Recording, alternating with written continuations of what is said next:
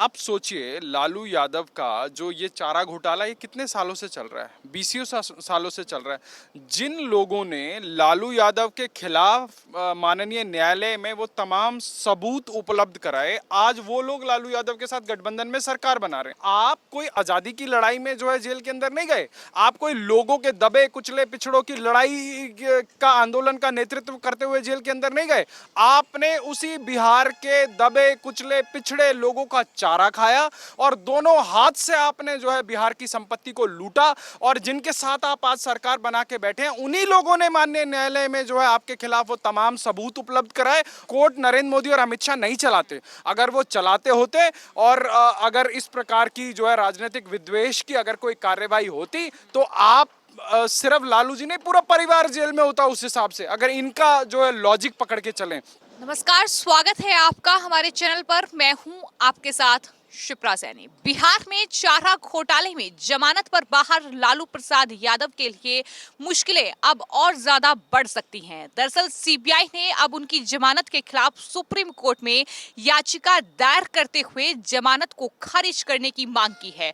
और इसी मांग के साथ जो है वो तेजस्वी यादव और साथ ही कई आरजेडी के नेता बौखलाए हुए हैं। तेजस्वी यादव ने तो यहां तक कह दिया है कि ये साजिश है और चुनाव तक ये चलता रहेगा। इस पूरे मामले पर विस्तार से बातचीत करेंगे।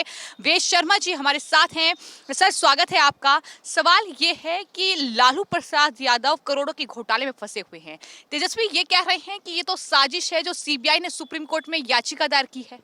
देखिए, लालू के सुपुत्र को साजिश और जो नॉन साजिश है उस चीज़ में फ़र्क समझना पड़ेगा। जो मनीष कश्यप जैसे युवा पत्रकारों के साथ होता है उसको साजिश बोला जाता है, और जो लालू यादव जैसे इन्फ्लुएंशियल लोग देश की न्यायिक प्रणाली का मजाक बनाते हैं, उसके लूप होल्स का फ़ायदा उठाकर अपनी राजनीति करते हैं। आप सोचिए लालू यादव का जो ये चारा घोटाला ये कितने सालों से चल रहा है, बीसियों सालों से चल रहा है। जिन लोगों ने लालू यादव के खिलाफ माननीय न्यायालय में वो तमाम सबूत उपलब्ध कराए, आज वो लोग लालू यादव के साथ गठबंधन में सरकार बना रहे हैं। और लालू यादव माननीय न्यायालय में जाके ये बोलते हैं कि जी मुझे जो है मेडिकल ग्राउंड के ऊपर बेल दे दी जाए, और न्यायालय उनको बेल दे भी देता है। और वो भाई साहब बाहर आके अपने आप को सामाजिक न्याय के सबसे बड़े पुरोधा के रूप में प्रेजेंट करने में लगे हुए। भाई साहब, आप कोई आजादी की लड़ाई में जो है जेल के अंदर नहीं गए, आप कोई लोगों के दबे कुचले पिछड़ों की लड़ाई का आंदोलन का नेतृत्व करते हुए जेल के अंदर नहीं गए। आपने उसी बिहार के दबे कुचले पिछड़े लोगों का चारा खाया और दोनों हाथ से आपने जो है बिहार की संपत्ति को लूटा। और जिनके साथ आप आज सरकार बना के बैठे हैं, उन्हीं लोगों ने माननीय न्यायालय में जो है आपके खिलाफ वो तमाम सबूत उपलब्ध कराए। कोर्ट नरेंद्र मोदी और अमित शाह नहीं चलाते। अगर वो चलाते होते और अगर इस प्रकार की जो है राजनीतिक विद्वेष की अगर कोई कार्रवाई होती तो आप सिर्फ लालू जी नहीं, पूरा परिवार जेल में होता उस हिसाब से, अगर इनका जो है लॉजिक पकड़ के चलें। तो आप अपने कर्मों के वजह से जो है जेलों के अंदर हैं, और न्यायालय किसी पार्टी को नहीं चलाती है। जब इन लोगों की गठबंधन की सरकार थी, आप सोचिए कांग्रेस इनके ऊपर किस प्रकार से इनका समर्थन लेती थी, समर्थन भी लेती थी, और उसके बाद इनको सीबीआई का और जो है तमाम चीज़ों का चाबुक दिखाकर कितने सालों तक जो है यूपीए के ये लोग पार्ट बने रहे। आज देश की जनता जानना चाहती है कि लालू जी ये क्या 2014 के बाद ये केस हुए हैं क्या आपके ऊपर? ये केस तो पिछले जो है 10-15 सालों से चल रहे हैं। तो इस प्रकार से देश की जनता को जो आप ये बरगला रहे हैं, आप भी बरगला रहे हैं, आपके सुपुत्र भी बरगला रहे हैं, ठीक है, ये आपकी राजनीति को सूट करता होगा, करिए। परंतु अब जो देश की जनता है ये उस वक्त की नहीं है, 80-90 के दशक की जनता नहीं है कि आप कुछ भी आके बोल देंगे। एक चुनाव में गन्ना चूसते हुए स्टेज पे आ गए, बोले कि जी हम बिहार का सड़क हेमा मालिनी का गाल जैसा बना दूंगा। फिर अगले चुनाव में किसी पत्रकार ने पूछ लिया कि साहब आप तो बोले थे कि जो है बिहार का सड़क हेमा मालिनी के गाल जैसा बना देंगे, गड्ढा ही गड्ढा है, तो बोले जाके हेमा मालिनी का गाल चेक कर लो। इस प्रकार की जो है आप मस्खरी करते थे जो है जनादेश का। पर अब जो है ये संभव नहीं है, क्योंकि देश की जनता जो है आईटी इनेबल्ड है, देश की जनता जागरूक है। आज सारी इंफॉर्मेशन आपको डिजिटल प्लेटफॉर्म्स पर उपलब्ध है। आपको एक प्रोपोगेंडा चलाते हैं तो आपके जैसा ऑल्टरनेट मीडिया जो है 24 घंटे से कम समय में उसका जो है पर्दाफाश कर देता है। तो लालू जी ये जो आप आपकी जो पुरानी जो है राजनीति जो आप करते आए थे, अब जो है वो आज के समय में आपको आइदर अपने आप को बदलना पड़ेगा या अपनी राजनीति का फ्लेवर बदलना पड़ेगा। क्यों? क्योंकि आज आज आप जिस प्रकार की राजनीति कर रहे हैं, जो 80 के दशक की राजनीति कर रहे हैं, आप सोचिए, देश की जनता को लालू प्रसाद यादव और उनका परिवार आके बताए कि भाई वो कौन सी फैक्ट्रियां चलाते थे, कौन सा वो उद्योग धंधा चलाते थे जो आज अरबों की संपत्ति और हर दूसरे दिन जो है ईडी उनकी संपत्तियां अटैच कर रही है। जब आप जो है लोगों को नौकरी के बदले जमीन ले रहे थे और आज आपके पास जो है माननीय न्यायालय में उसका देने का कोई प्रमाण नहीं है कि ये संपत्ति हमने कहां से अर्जित करी और कैसे अर्जित करी। आप सोचिए, पूरी दुनिया एक तरफ और बिहार की जनता एक तरफ, बिहार की जनता लालाहोट होकर जो है लालू परिवार के ऊपर जो है जमीनों की, घरों की बरसातें कर रही है।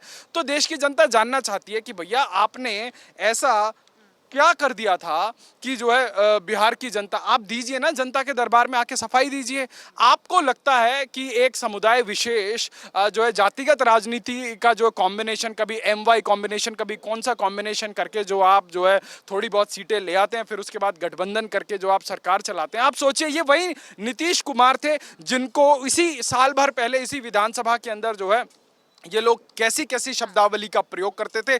आज वही नीतीश कुमार इनके लिए जो है भाग्य विधाता हो गए हैं। मेरा सवाल यही है कि आपने राजनीति का जिक्र किया, आज अगर सुप्रीम कोर्ट में सीबीआई पहुंची है और सीबीआई ये साबित कर देती है कि जो मेडिकल ग्राउंड पर जमानत दी गई है और अब वो बिल्कुल फिट हैं, 2024 की तैयारियां पुरजोर तरीके से कर रहे हैं, विपक्षी गठबंधन के वो मुखिया के रूप में अभी सामने आ रहे हैं, तो क्या यही डर है कि अगर जेल चले जाते हैं तो कहीं ना कहीं ये पूरा जो गठबंधन इन्होंने तैयार किया है ये पूरा धराशायी हो जाएगा? देखिए, गठबंधन तो उसी दिन से धराशायी हो गया था जिस दिन जो है सदन के अंदर वो अरविंद केजरीवाल का अति महत्वाकांक्षी जिस बिल के खिलाफ उनका जो है ये पूरी गठबंधन को जुटाने का कवायद था और वो बिल भर के गिर गया था। फिर उसके अगले दिन जो ये विपक्षी लोग अविश्वास प्रस्ताव लेके आए थे, जब उसके ऊपर चर्चा होने लगी तो ये अविश्वास प्रस्ताव में खुद ही में अविश्वास लेके जो है सदन छोड़ के भागे। आप सोचिए, इस देश की विडंबना देखिए, इस पूरे विपक्ष की विडंबना देखिए।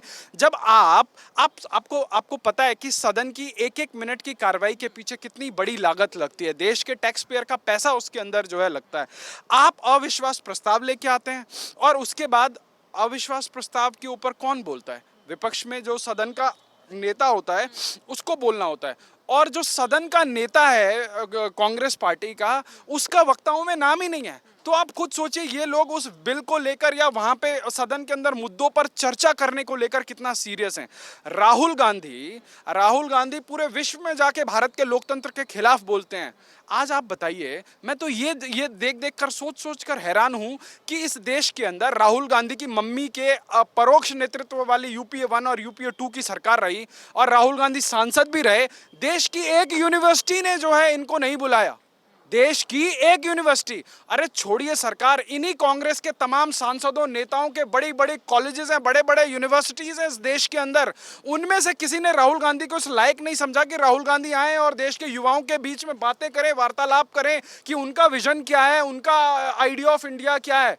पर आज अचानक से उनको विदेशी यूनिवर्सिटीज बुला रही हैं और जिस देश के अंदर, जिस लोकतांत्रिक पद्धति के अंदर वो लोग चुन के आते हैं, वहां जाकर उसके बारे में जो है मखौल उड़ाते हैं, वहां पर जाकर गलत बयानी करते हैं। और उनके साथ कौन जाता है? क्या आप देश के भले का सिर्फ तब सोचेंगे जब आप सत्ता में बैठे होंगे? जब आप विपक्ष में बैठेंगे तो तब आप देश में सिर्फ आग लगाने की बात करेंगे? चाहे इस देश के अंदर जो है जाट आंदोलन हो, चाहे इस देश के अंदर जो है गुजरात के अंदर पाटीदारों का आंदोलन हो, चाहे इस देश के अंदर दलितों का आंदोलन हो, चाहे इस देश के अंदर सो कॉल्ड किसानों का ऑर्गेनाइज्ड आंदोलन हो, चाहे CA और NRC, मतलब एक बात आज जो है ये समूचा विपक्ष सो कॉल्ड I.I.D.A जो बनाया हुआ है इन्होंने, जिसका ना ये लोग उसका हिंदी में कोई अर्थ बना पाए, ना इनके गठबंधन के लोगों को उसका पूरा फुल फॉर्म पता है।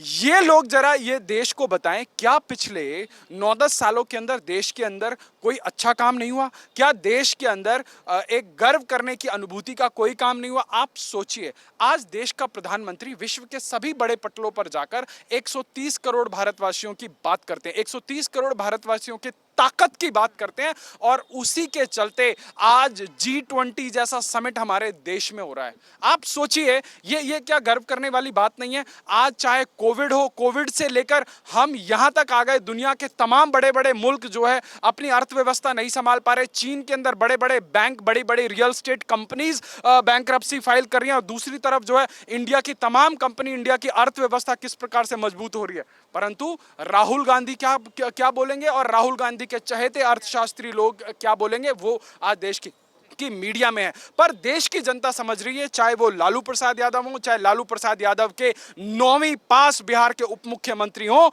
आज सोचिए, आज कांग्रेस के प्रवक्ता टीवी पर आकर जो है प्रधानमंत्री के जो है डिग्री के ऊपर बात करते हैं। मैं तो कहता हूं कि भैया राहुल गांधी की डिग्री दिखा दें, मैं कहता हूं कि तेजस्वी यादव की डिग्री दिखा दें, और जो डिग्री के ऊपर सबसे बड़ा बवाल खड़ा करते अरविंद केजरीवाल, वो जो है अपने नेताओं की डिग्री दिखा दें। तो ये इस प्रकार की ओछी बयानबाजी, आज आवश्यकता है देश को आगे लेके जाने के लिए कि एक पॉजिटिव पॉलिटिक्स करने की आवश्यकता है। आज आवश्यकता है कि पक्ष और विपक्ष मिलकर कोई प्रोडक्टिव टॉपिक के ऊपर बात करे, परंतु ये लोग सिर्फ और सिर्फ गंदी राजनीति करेंगे। इन लोगों को जॉर्ज सोरोस तो पसंद आएगा, परंतु उन विदेशी तमाम एजेंसीज को नकार देंगे जिसमें भारत के जो है अच्छे परफॉर्मेंस की बात होती है। परंतु अगर कोई अमेरिका में बैठी हुई कोई प्राइवेट कंपनी अगर कह दे कि इनके प्रवक्ता और राहुल गांधी रोज उस अखबार को लेके नाचने लग जाएंगे, अरे भाई, जिस पाकिस्तान में लोगों को आटा नहीं मिल रहा है, जिस पाकिस्तान में जो है हर दूसरे दिन बॉम्ब ब्लास्ट हो रहा है, वो भारत से अगर हैप्पीनेस इंडेक्स में ऊपर हो सकता है, तो ऐसी रिपोर्ट को आप ही मान सकते हैं, आप ही उस चीज को लेजिटिमाइज कर सकते हैं। मुझे लगता है भारत में कोई सामान्य व्यक्ति तो ऐसी चीजों को जो है इत्तेफाक नहीं रखता है। तो इस पूरे मामले पर वेद शर्मा जी का यही कहना है कि विपक्ष जो है वो कहीं ना कहीं ओछी राजनीति कर रहा है। जिस तरीके से अब लालू प्रसाद यादव को सुप्रीम कोर्ट में कहीं ना कहीं बुलावा आ चुका है और इस पूरे मामले में अब उनकी गिरफ्तारी हो सकती है, दोबारा वो जेल जा सकते हैं, तो कहीं ना कहीं ये ओछी राजनीति ही है विपक्ष की जो देखने को मिल रही है। फिलहाल आपकी इस पूरे मामले पर क्या राय है, हमें कॉमेंट बॉक्स में जरूर लिखें और चैनल को सब्सक्राइब करें। धन्यवाद।